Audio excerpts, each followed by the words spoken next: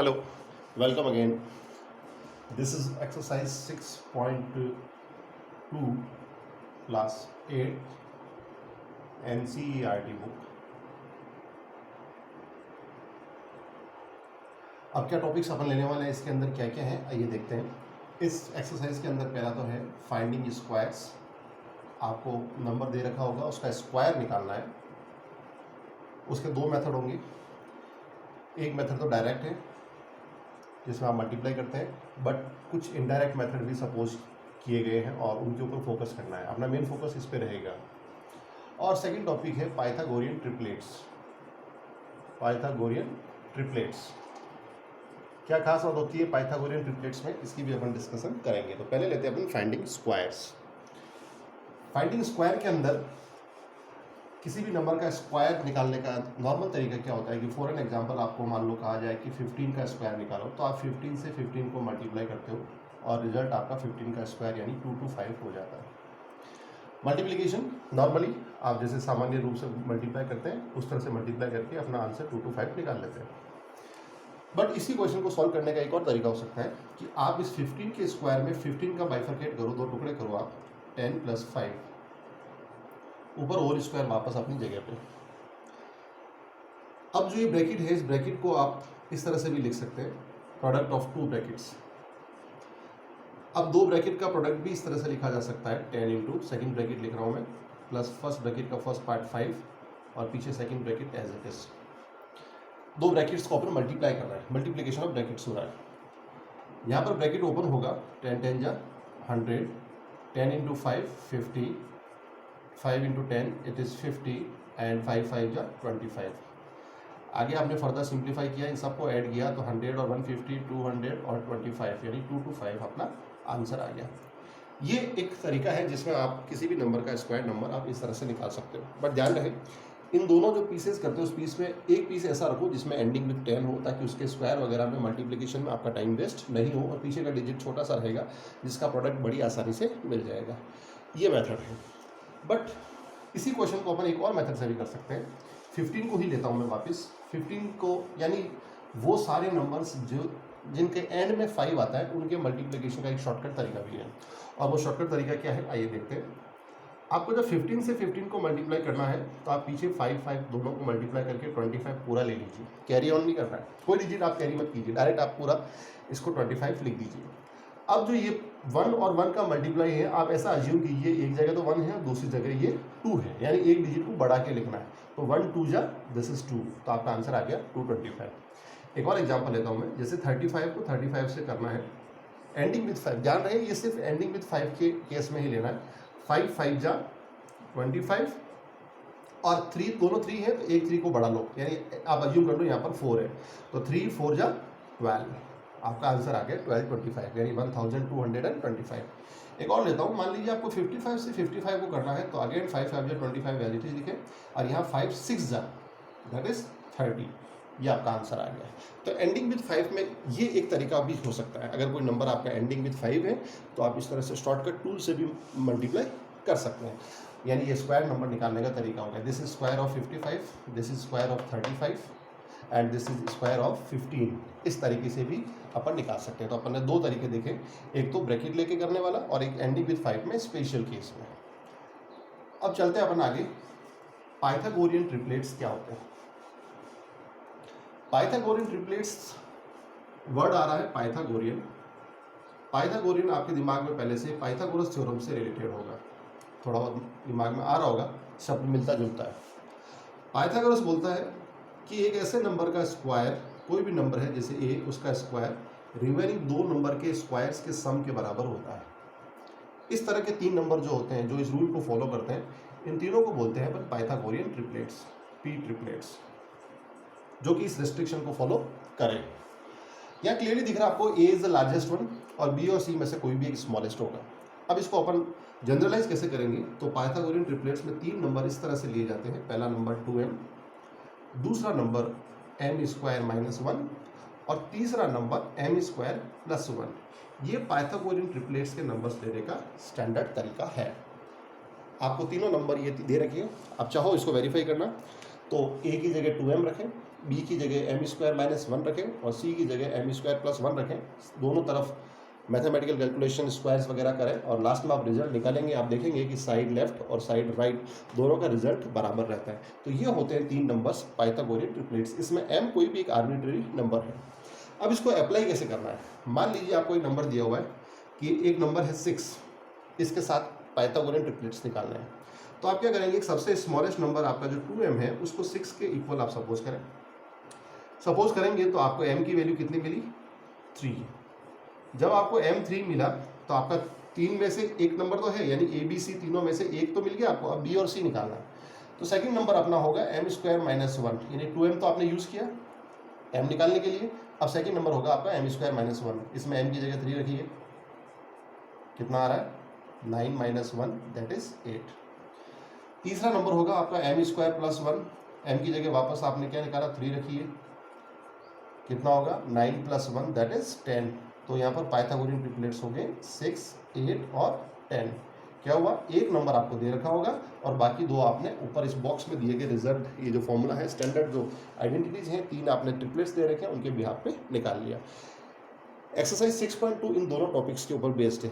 आइए कुछ क्वेश्चंस लेते हैं एक्सरसाइज 6.2 के। पहला क्वेश्चन है find the square of the following numbers. उसमें आपको कुछ पार्ट्स दे रखे हैं क्वेश्चन के और उसमें सारे नंबर जो है उनके स्क्वायर्स निकालने हैं। अब स्क्वायर्स निकालने का तरीका आप अपने हिसाब से चूज़ करेंगे। जहाँ पर एंडिंग विथ 5 है वहाँ पर आपको शॉर्टकट टूल दे रखा, वो आप अप्लाई कर सकते हैं, और जहाँ एंडिंग विथ 5 नहीं है वहाँ नॉर्मली ब्रैकेट वाले रूल को अपन फॉलो करेंगे। मैं फर्स्ट का पार्ट सेकंड लेता हूँ, वहाँ पर दे रखा आपको 35। वैसे 35 अभी रिसेंटली अपन ने किया है, तो 35 का स्क्वायर मीन्स 35 इंटू 35। अब ये एंडिंग विथ 5 है तो शॉर्टकट टूल आपका काम करेगा। 35 इंटू 35 ये 25 एंड 3, और इसको आप अज्यूम करेंगे 4, तो 3 4 जा 12, तो आपका आंसर आ गया 1225। अब इसमें एक और पार्ट ले लेते हैं अपन, थर्ड 86। अब 86 में एंडिंग विथ 5 तो है नहीं, 86 का स्क्वायर निकालना है, तो अपन क्या करते हैं 86 के 2 पीस करते हैं, 80 प्लस 6 और होल स्क्वायर लगा लेते हैं। उसके बाद स्क्वायर है तो इसका मतलब ब्रैकेट आपका 2 बार मल्टीप्लाई हो रहा है, तो हमने भी 2 बार ब्रैकेट बना दिए।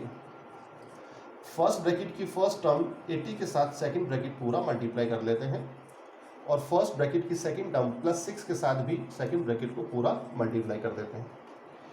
इसके बाद 80 इंटू 80 करना है, तो 8 8 जा 64 और 0 ट्वाइसली प्लस 6, और 8 और 6 का मल्टीप्लाई 480, ये यहाँ पर वापस 480 किसका 6 और 80 का मल्टीप्लाई, और लास्ट में 36।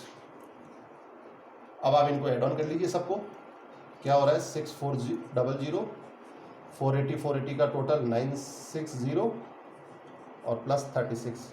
अब आप एडिशन बड़े आसानी से देख सकते हैं, एंडिंग लास्ट में 6, 3 और 6 9,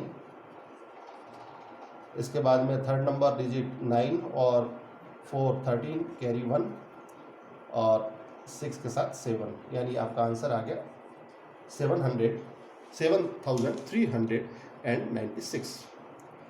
अब सेकंड क्वेश्चन लेते हैं अपन कि राइट पाइथागोरियन ट्रिपलेट्स। आपको एक नंबर दे रखा है, देखिए सारे पार्ट्स, और उसमें से आपको उस एक पार्ट की मदद से बाकी के दोनों ट्रिपलेट्स अपने को निकालने हैं। तो मैं सेकंड क्वेश्चन का कुछ पार्ट्स ले लेता हूँ, देखते हैं कैसे सॉल्व करेंगे। आपके दिमाग में पाइथागोरियन ट्रिपलेट्स के तीनों पार्ट्स दिमाग में है, याद आगे होंगे 2m, m square minus 1 and m square plus 1। अब इन तीनों पार्ट्स को अपन लेके चलेंगे। आइए देखते हैं कैसे इसको सॉल्व करना है। सेकंड क्वेश्चन का मैं पार्ट लेता हूँ सेकंड। आपको नंबर दे रखा है 14। अपन जानते हैं एज ट्रिपलेट्स आर, ट्रिपलेट्स अपन लेते हैं 2m, second m square minus 1 and third m square plus 1। तो आपका 14 जो है वो 2m के इक्वल आप सपोज कर लीजिए। यहाँ पर एक बात और क्लियर कर दो आपको, जब तक आपको इवन नंबर मिले आप 2m ही सपोज कीजिएगा ताकि m इजीली मिल जाए। बट कभी मान लो ऑड नंबर मिल जाए तो आप m स्क्वायर माइनस 1 या m स्क्वायर प्लस 1 दोनों में से किसी एक इक्वल रखना ताकि m की वैल्यू इजीली मिल जाए। यहाँ आपने फर्दर सिंप्लीफाई किया तो m की वैल्यू आ गई 7।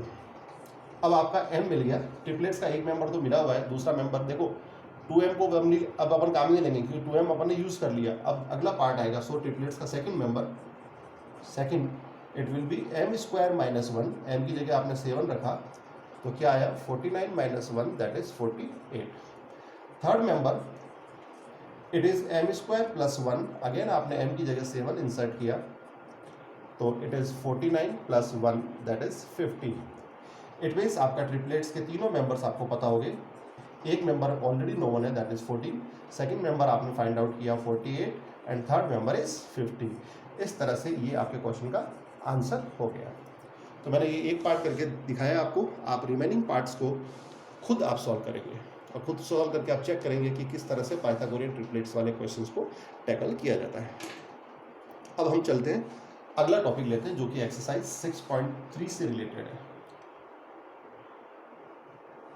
एक्सरसाइज 6.3 यहाँ से हम स्क्वायर रूट वाला पोर्शन स्टार्ट कर रहे हैं। चैप्टर का नेम है स्क्वायर्स एंड स्क्वायर रूट्स। अभी तक हमने स्क्वायर रूट नहीं निकाला है। स्क्वायर रूट बेसिकली क्या है आप यूँ समझिए, जैसे कि अपन एडिशन करते हैं, एडिशन का उल्टा प्रोसेस क्या होता है दैट इज सब्ट्रैक्शन। आप मल्टीप्लिकेशन करते हैं मल्टीप्लाई, उसका अपोजिट प्रोसेस क्या है डिवीजन। ठीक उसी तरह से आप स्क्वायर करते हैं नंबर्स का और उसका अपोजिट प्रोसेस होगा स्क्वायर रूट। जस्ट अपन अपोजिट चलेंगे। अब स्क्वायर रूट फाइंड आउट करने के जो भी तरीके अपने पास अपने सिलेबस में है उसमें अपन पहला तरीका लेते हैं कि स्क्वायर रूट फाइंड आउट करना है। और स्क्वायर रूट का अपन सबसे पहला तरीका लेते हैं यूजिंग प्राइम फैक्टराइजेशन। बट उससे पहले मैं रिपीटेड सब्ट्रैक्शन ले लेता हूँ जो कि आपने पहले पढ़ रखा, थोड़ा आसान है। रिपीटेड सब्ट्रैक्शन थोड़ा सा ये मुश्किल है, मुश्किल इन द सेंस लिखने में बहुत टाइम वेस्ट होता है, इसलिए इसको यूज़ नहीं करना है, परंतु सिलेबस का पार्ट है इसलिए आपको जहाँ पूछे जहाँ कहे कि रिपीटेड सब्ट्रैक्शन से ही निकालना है तो आपके लिए ये मेथड यूजफुल है, अदरवाइज आप इसको काम में नहीं लेंगे। रिपीटेड सब्ट्रैक्शन क्या है, जैसे एग्जाम्पल के तौर पर लेता हूँ, आपको 64 दे दिया, एक क्वेश्चन दिया कि find the square root of 64 using repeated subtraction. अब अपन ने प्रीवियस वीडियो में देखा था कि जैसे फर्स्ट n ऑड नंबर्स को अपन जोड़ते हैं, जैसे 3 को जोड़ा तो वो 3 का स्क्वायर था यानी 9 आया था। आपने 5 ऑड नंबर्स को जोड़ा तो वो किसका स्क्वायर था 5 का स्क्वायर यानी 25। ये अपने को पहले से ही मालूम है। तो अब इनको ऐड करने पर तो स्क्वायर नंबर आया, तो अब अपन सब्ट्रैक्शन करेंगे क्योंकि अभी जस्ट बात की थी कि एडिशन का उल्टा सब्ट्रैक्शन। अपन सब्ट्रैक्शन करेंगे तो अपने को स्क्वायर रूट मिलेगा। अब अपन क्या करते हैं कि कितनी स्टेप में सब्ट्रैक्शन होता है उस हिसाब से 64 में से मैं माइनस करूँ, सबसे पहले क्या माइनस करूँ 1, कितना आ गया 63, पहली स्टेप कंप्लीट। सेकंड स्टेप इस 63 में से माइनस किया 3, एक एक नंबर माइनस करते जा रहे हैं, ऑड नंबर्स को माइनस करना है 60।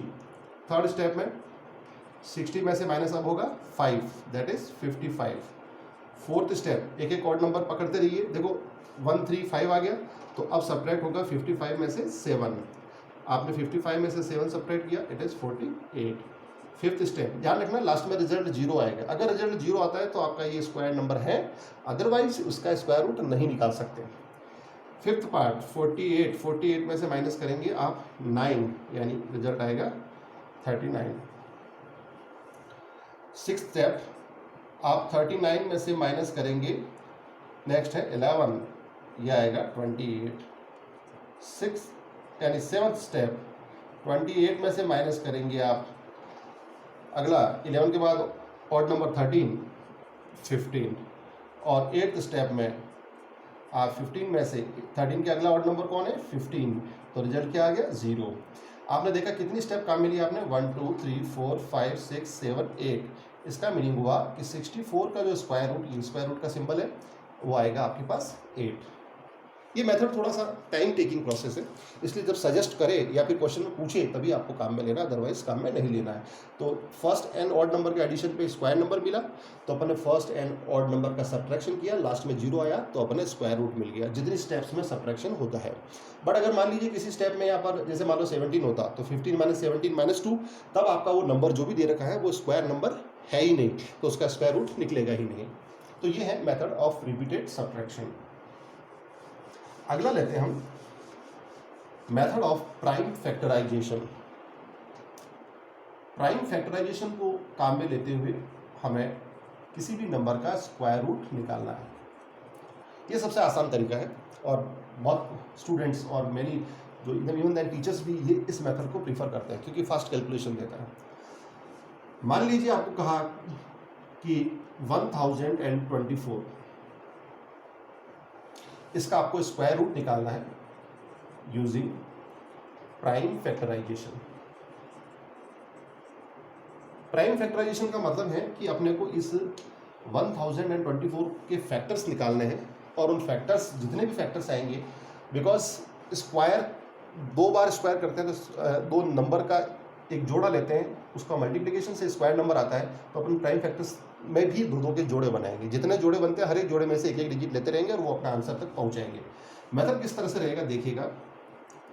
1024 ये प्राइम फैक्टराइजेशन का मेथड आपने नो डाउट 7th में पढ़ा है, 7th या 6th में।